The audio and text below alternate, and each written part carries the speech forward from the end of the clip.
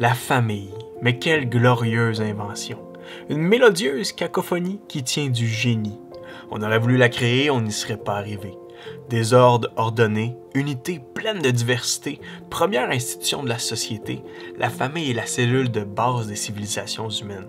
C'est un lieu d'affection, de sécurité, d'épanouissement, un ancrage unique qui forme en soi un écosystème magnifique. Sérieux, merci à celui qui a pensé.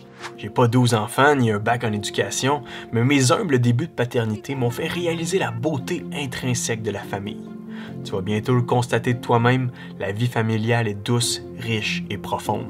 Une vraie force tranquille, même si c'est loin d'être tranquille. C'est vraiment une des plus belles choses sur cette terre. Puis en même temps, on dirait parfois que ça en dépasse les frontières.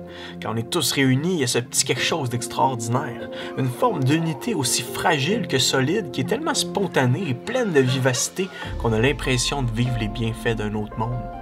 Encore plus lorsqu'on voit ce que ça construit avec le temps. Non seulement la famille s'agrandit, mais on dirait qu'elle nous élargit, que l'amour se multiplie à chaque fois qu'un autre poupon fait son apparition. Ben oui, t'as des cousins et des cousines qui t'attendent à bras ouverts et ont hâte de jouer avec toi pour te montrer tout ce qu'ils savent faire. T'as même une grande sœur qui est en train de se former pour prendre soin de toi. Sans parler des mononcles et des matantes qui ont hâte de te bercer puis des grands-parents qui sont déjà en train de te gâter. C'est là-dedans que tu vas débarquer, dans une famille. Tu vas rapidement te rendre compte que c'est un cadeau immérité et surdimensionné. Et comme derrière chaque cadeau, il y a quelqu'un pour l'offrir, la famille est l'un des premiers cadeaux de notre divin créateur. Au plus loin de notre histoire, c'est lui qui a façonné le premier homme et la première femme de ses mains, qui les a unis en célébrant le tout premier des mariages et qui les a bénis en leur disant « Soyez féconds, multipliez-vous et remplissez la terre ». Autrement dit, gâtez-vous puis faites-en des petits flots parce que la famille est prioritaire dans mon plan pour l'humanité. Puis ça y est, la chaîne était partie jusqu'à nos petits foyers aujourd'hui. Et attention, c'était pas un commandement à multiplier aveuglement les naissances, ni une manière de dire que la sexualité n'avait aucune visée récréative, comme certains ont bien voulu le comprendre. Non, c'était un impératif de bénédiction, une invitation à l'altérité, une exhortation à ne pas centrer sa vie sur soi, mais à vivre la joie des relations proches et véritables que procure la vie domestique. Notre Père Céleste a voulu qu'on vive la satisfaction des liens étroits, le privilège d'être tissé serré et la beauté de se supporter les uns les autres. La famille, c'est pas le résultat du hasard ni une construction sociale, c'est le projet initial de Dieu. Ce serait d'ailleurs assez pathétique de dire que le concept de la famille nous vient d'une longue évolution. Je connais aucun parent qui prend soin de ses enfants pour poursuivre l'espèce humaine. Non, on prend soin de nos enfants parce qu'on les aime. On est poussé par une sorte d'amour inconditionnel et sacrificiel qui ne peut pas être la conséquence d'une froide mutation impersonnelle. Dans la nature, je vous rappelle que ce sont les plus forts qui dévorent les plus faibles, mais dans la famille, ce sont les plus forts qui prennent soin des plus faibles. Alors que tu vas grandir, tu vas te rendre compte que l'idéal que je te présente est un peu éloigné de la réalité. La famille est parfois loin d'être un beau petit conte de fées. En fait, toutes les familles que je connaisse ont un petit côté dysfonctionnel, en commençant par la nôtre. Et la raison est simple, la dysfonction se loge dans le cœur de l'être humain. Ce que Dieu a béni, l'homme l'a maudit. Ce que Dieu a uni dans le jardin, l'homme l'a divisé. Et ce que Dieu a ordonné, l'homme l'a contesté et continue de le faire.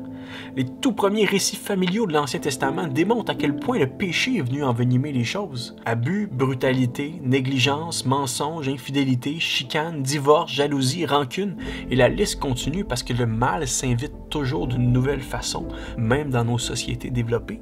Encore aujourd'hui, les familles se déchirent de l'intérieur.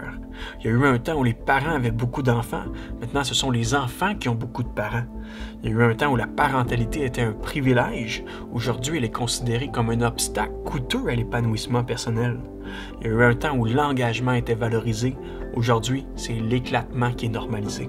Je prie que ce ne soit pas l'exemple qu'on te donne. Ce qui est encore plus fou dans le monde dans lequel tu t'en viens, c'est que le concept même de la famille nucléaire est lourdement attaqué. En surface, c'est seulement un dédain de ce qui a toujours été, mais en profondeur, c'est un rejet formel de l'ordre créationnel voulu par Dieu. Au lieu de voir la surabondance des biens qu'il nous a offerts et de lui faire confiance, on l'accuse d'être un misanthrope étroit et restrictif. Pourtant, n'importe quel parent sain d'esprit reconnaît qu'il est nécessaire et même bon de mettre un cadre, un ordre et des limites pour que son enfant s'épanouisse. Et si Dieu, lui aussi, comme un bon père aimant, avait voulu notre bien en nous donnant des barrières et des frontières lorsqu'il a institué la famille. Si Dieu cherchait lui aussi notre plus grand bonheur en nous donnant des paramètres nécessaires pour bien profiter de ce qu'il a créé. Ses commandements sont source de vie. Et ça, maman et moi, on ne veut pas seulement te l'enseigner, mais te le démontrer à chaque jour. Une chose est sûre, même dans notre déformation et notre corruption de la famille, Dieu a continué de nous aimer. Il aurait été raisonnable de sa part de nous laisser aller à nos foleries et nos stupidités, mais il n'est pas un père qui abandonne. Il a plutôt mis en branle un plan de rédemption qui passerait justement par la famille. Lorsqu'Adam et Ève ont été attirés et trompés par le diable et qui ont désobéi à Dieu pour la première fois dans le jardin, Dieu leur a nommé bien sûr les conséquences de leur péché, mais leur a aussi garanti que quelqu'un de leur descendance écraserait la tête du diable. Et c'est la grande toile de fond de l'Ancien Testament, une grande histoire de famille remplie de péchés, de tensions et d'échecs, mais par laquelle Dieu agit souverainement pour que sa promesse se réalise, que son Messie nous parvienne. Et plusieurs générations après, dans cette même lignée, naît un certain Jésus de Nazareth. Et 33 ans plus tard, ce Jésus allait écraser la tête du diable sur le sommet du mont Golgotha en donnant sa vie pour le pardon de nos péchés. Dieu s'est servi de plusieurs familles imparfaites pour exécuter son plan parfait et offrir une porte de sortie salutaire à quiconque voudrait bien la prendre. Tes parents l'ont pris il y a plusieurs années. On a reconnu que Jésus était notre sauveur et notre famille a été radicalement transformée par sa grâce et son amour. Tu vas rapidement te rendre compte que c'est pas la famille le centre de notre vie, ni rien d'autre. C'est Jésus, le chef de notre famille. Et crois-moi, c'est mieux de même. Encore aujourd'hui, lui seul conduit et restaure des familles comme rien ni personne ne peut le faire. Il vient habiter n'importe quel foyer qu'il reçoit par la foi et ouvre une voie inespérée de croissance, de pardon, de guérison et de relèvement. J'ai hâte que tu vives ça avec nous, mon petit gars. D'ici là, profite du bedon de maman pour te reposer un peu et prendre des forces. Moi, maman et Mila, on t'attend avec impatience. Je t'aime. À bientôt.